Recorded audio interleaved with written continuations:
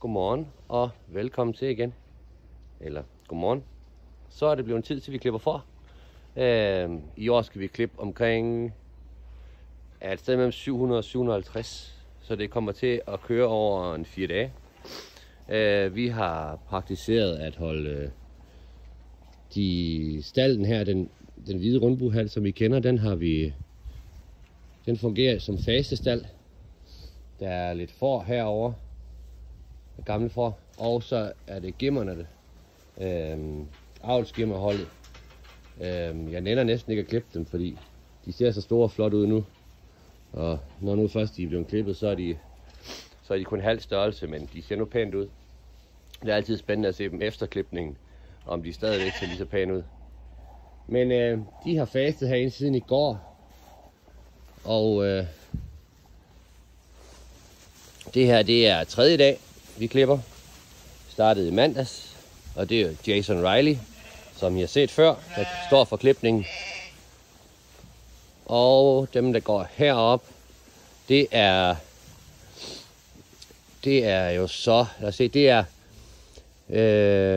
de her slagtegimmer, som egentlig jo ikke skulle være med lam, men som viste sig at være drægtige. De er her, og der går lidt der også. Dem nåede vi ikke i går aftes, eller dem nåede vi ikke at klippe i går. Så de fastede i går, men jeg gav dem aftensmad, for jeg synes, det var synd, de skulle faste alt for længe. Så nu kan de få lov at stå her og vente til sidst på dagen i dag. Så er de ved at være tomme i maverne igen. Men vi har som sagt klippet et par dage, så inde i den nye stald, og det kan I se der står en masse af de gamle får, som er klippet. Og lige nu der står de tæt inde, eller de står ikke mere tæt, end de kan ligge ned alle sammen, men det er selvfølgelig ikke meningen, de skal fortsætte med at gå så tæt. Det er et spørgsmål om, hvornår vi får tid til at dele dem op. Når nu vi er færdige med klipningen her om 2 dage, så er det næste projekt, det er at dele alle fårene ud i hold og få dem placeret her rundt omkring på ejendommen i de respektive stalle. Og dele dem ud efter sænkler, tvillinger og trillinger, og store får og små får og så videre, ligesom vi plejer. Og det får vi sikkert også at se. Men ellers så er det ikke, fordi det er stort anderledes, end det plejer at være, når vi klipper for. Det kører der ud af. Der kommer vist lidt vind der. Men til forskel fra de senere år, så tager vi ingen uld fra i år til at sælge til private. Vi synes ikke, efterspørgselen den har levet op til det ekstra arbejde, der er. Så nu holder vi et års pause med det, og så ser vi, om vi får lyst til at sælge noget igen næste år. Så lige nu der bliver det hele bare pakket i store uldsækker til Tyskland. Og så skal I se her. Vi har jo hjælpere i år. Der er blevet lidt uld allerede. Og som I kan se, Jason han travlt kører derud af. Og så har vi svigerfar med, som I også har mødt før. Og så har vi en ny tilføjelse over. Hej Jasmine. Og Jasmine er en belgisk student eller landbrugselev, som er heroppe ved os i 3 uger i praktik. Og det er super hyggeligt. Hende og en af hendes klassekammerater bor her ved os. Klassekammeraten han arbejder på en kvæggård ikke så langt herfra i hans praktik. Men Jasmine hun er super arbejdsom, og hun er vores uldhandler i år. Og hun har fuldstændig styr på det. Og Morris han er manden, der sørger for, at der altid er nogle får til Jason. Og jeg er ham, der sørger for at gå mindst muligt i vejen. Det har han meget svært. Så jeg render rundt og laver sådan alt muligt. Og fodrer nogle får og flytter nogle får og henter nogle får ude på marken. Og sørger for, at det hele det går op i en højere enhed. Og hjælper lidt herinde med at fjerne sækkene, når de bliver godt fyldte. Og tramper rundt op i dem. Det bliver lidt svært at putte ret meget mere i den der, for eksempel. Der er jo nogen, de har sådan nogle fancy uldstativer. Så langt er vi ikke nået endnu. Som I kan se, så er det nogle paller, der er bakket sammen. Men det fungerer. Så Det kan godt være, at det er en investering til fremtiden at få nogle rigtige uldstativer. Jeg tror, det vil kunne gøre vores liv lidt nemmere her. Men jeg tænkte, jeg ville prøve at hænge jer op, og så må I se Jason arbejde lidt.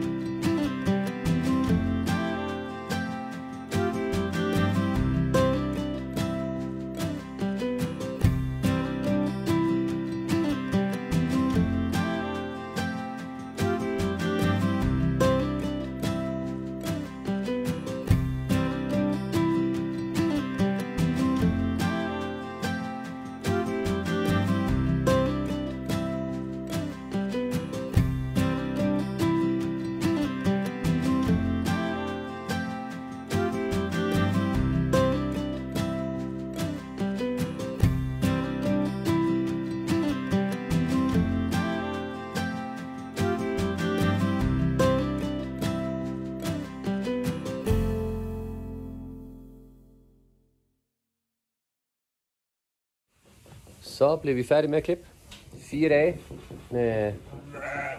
med Jason, og nu er det overstået, og masser af nyklippet for. Vi har klippet cirka, hvor meget blev det, 710 eller sådan noget, tror jeg. Og det passer med, at der er cirka 695 eller sådan et eller andet, der skal have larm. Det er lige omkring 700. der enten skal have lam eller har fået lam. Og så er der nogle tomme imellem, men hvor mange tomme det ender med at være, det er svært at sige. Vejrene har gået der efter scanning også, så jeg tvivler på, at der bliver så mange som først antaget. Baseret på, hvordan de så ud, da vi klippede. Du kan se, der var yver på en hel del, som jeg egentlig havde troet ville være tomme. Så der er nok lam i flere, end vi lige først havde regnet med. Vi kan lige gå over til den anden stald herovre. Men ja, nu er næste projekt, det er jo at få bragt orden i kaos.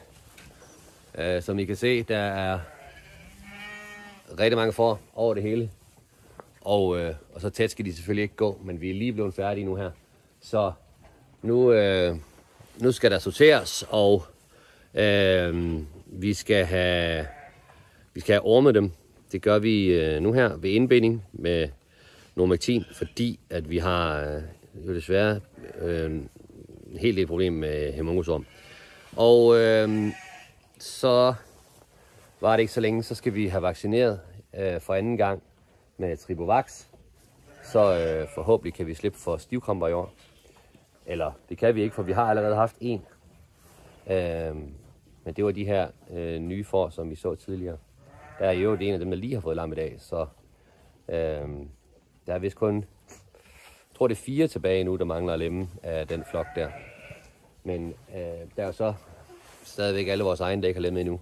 Og der må være omkring 650 eller sådan et eller andet.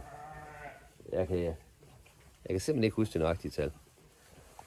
Men de går hen af lige nu. Der er en gruppe lige der bagved. Jeg skal bedre se dem, hvis jeg løfter lidt.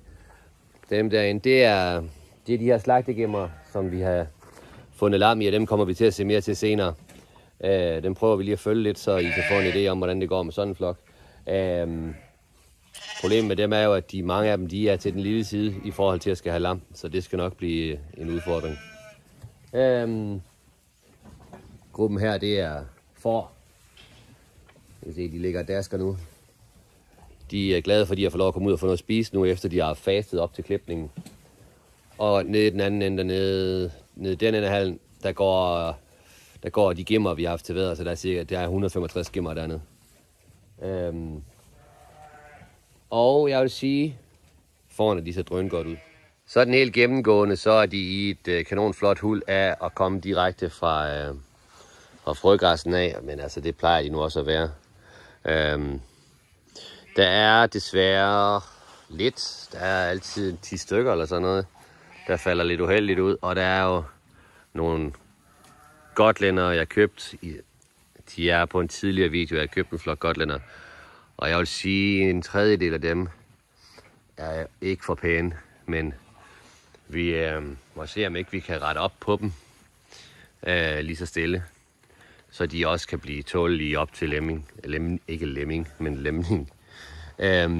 Men ellers så er det jo, forerne er sunde og raske, ser godt ud, og de trives.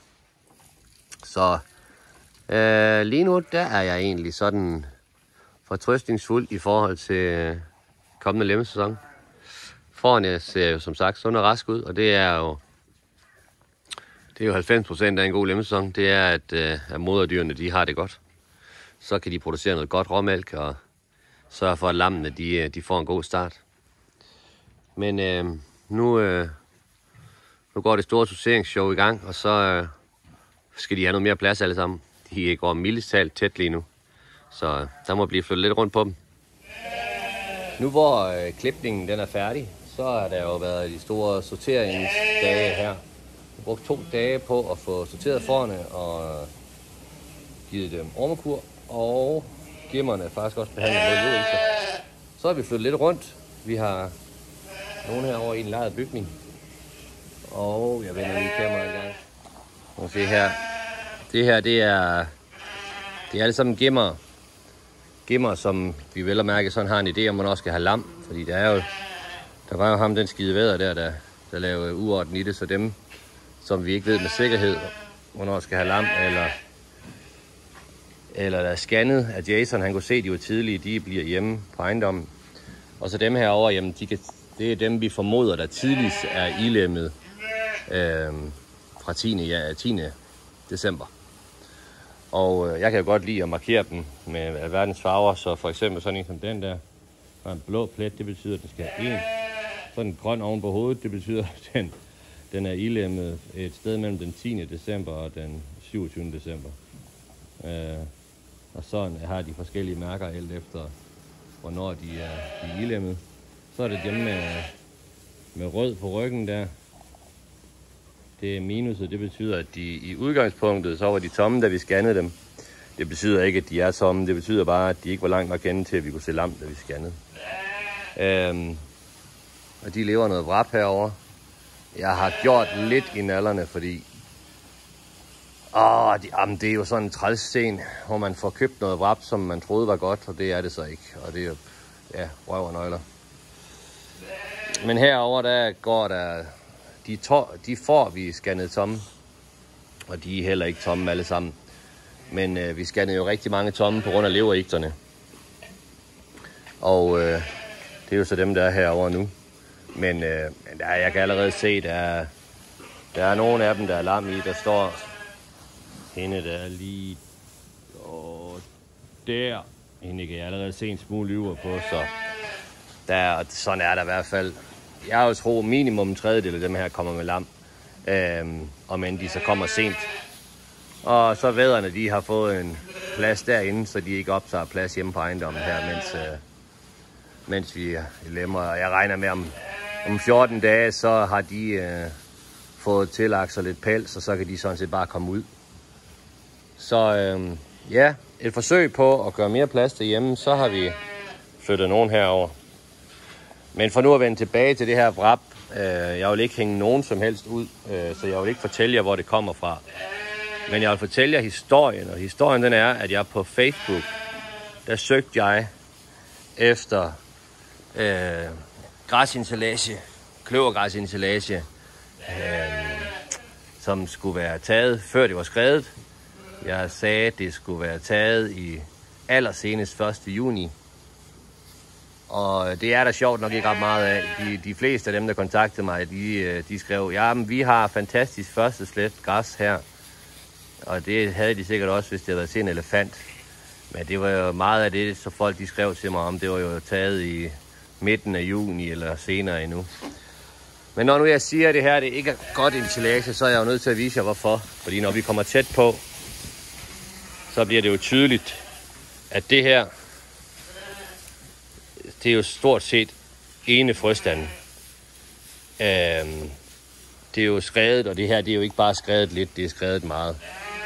Og jamen der er kun mig selv at pege på, fordi det her det er jo ikke taget den 1. juni, det kan jeg da se herfra. Jeg laver masser af ensilage, og jeg laver ensilage, der er taget den 1. juni, og det ser ikke sådan her ud overhovedet. Og jeg var dum nok til bare at stole på det, jeg fik at vide, at det var sådan, det var. Det var faktisk en foravler, der solgte det til mig, og som fortalte mig, at det var det foder, de fodrede med. Men der kan jeg jo ikke sige andet, end at hvis de fodrer med det her, så håber jeg godt nok, at de også får noget kraftfoder. Fordi det der, det er ikke noget for, at de kan leve af. Og for nu at gøre det hele endnu værre, så købte jeg faktisk 40 af dem. Så jeg er på udkig efter noget nyt græs. Jeg skal hurtigst muligt have fundet nogle bedre baller. Fordi det der problemet er, at det her det ligger lidt væk fra mig selv. Så jeg vil helst være fri for at ligge og køre ensilage herovre hjemmefra. Så det der var mit håb, det var jo, at vi kunne lave sådan en nem fodring herovre med nogle vrapballer, eftersom at det er tomme for, og det er single dyr. Så det skulle bare være nemt, og de skulle bare have vrap og mineraler, ikke? Men lige nu, der står jeg i den situation, og lige nu, der taber de sig dag for dag, fordi det foder, de får, det bare ikke er godt nok. Så jeg skal hurtigst muligt ud og have fundet noget, der er bedre. Så det er sådan en, ris til egen røv. Jeg kunne bare sørge for at køre ud og tjekke det, i stedet for bare at tro på, at det var så godt, som de sagde. Men jeg var naiv nok til at tro, at det her, det var kvalitetsfoder, så jeg sendte min maskinstationsmand ud for at hente det. Og det var det så desværre ikke, da jeg fik det åbnet op. Men Jeg må jo tage det som en lektie, og så sørge for aldrig nogensinde at købe noget igen, jeg ikke har set mig i øjne. Og så kan dem, der har tilbudt mig noget andet, de kan så grine lidt i skægget og sige, så kan du fandme lære det, Thomas. Og ja, det kan jeg. Men jeg må ud og lave. Jeg må ud og se, om jeg ikke kan finde noget ordentligt foder til dem. For selvom det ser vældigt ud, og selvom det ser ud som om, at de spiser vældigt, så altså, jeg vil våge post, at det er under 50% af sådan en balle der er noget værd.